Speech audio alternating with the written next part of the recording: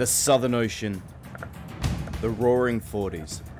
This is where legends of the Volvo ocean race are made. And in a return to its roots, Leg 3 takes the 2017-18 fleet deep into the Southern Ocean, where storm systems circle Antarctica, unimpeded by any landmass, towering waves, steady gale and storm force winds, and ice-cold temperatures are a daily feature of life in the south. After a couple of weeks of rest and recuperation from a grueling second leg of the Volvo ocean race, it was time for the 7 professional teams to face their biggest challenge yet. Leg 3 from Cape Town to Melbourne, Australia is a nominal 6,500 nautical miles. But with a forecast the sailors are calling heinous, the teams are bracing to feel the full power of nature in a place more remote than anywhere else on the planet. Well, better brace yourself on, because just the amount of pressure what is in the air is just humongous. And of course then the water temperatures. But just imagine it's 2-3 degrees on deck. Your fingers are frozen because you can't keep your gloves on. And sometimes it's like a zombie movie. If you just, everything goes in slow motion. But it is, I sometimes have to laugh about it because it's crazy what we do. Deciding when to push for speed and when to throttle back to protect crew and equipment is a delicate balance. For underperforming teams, it was apparent that fast drivers were needed to be competitive. So 4th place, Team AkzoNobel is calling on ocean racing legends Alex Palla and Justin Ferris to join the team for the upcoming leg. Every leg is different, and for this leg, we try to focus on to get more heavy downwind helmsmen. So we got Justin and Alex, very well experienced guys, you know, in the offshore racing, and hopefully they are just gonna give us that edge with the double points in mind to be on the podium. And that's what we fight for very hard.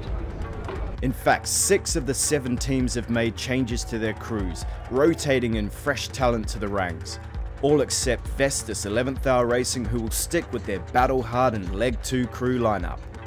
The biggest change is on board Song Hong Kai's Scallywag, where 34-year-old Portuguese native Antonio Fontes takes over the crucial role of navigator from veteran Steve Hales, who elected to leave.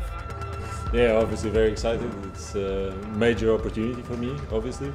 As Steve stepped down from the team, there was this gap, and I was the reserve sailor, so they called me to do this job.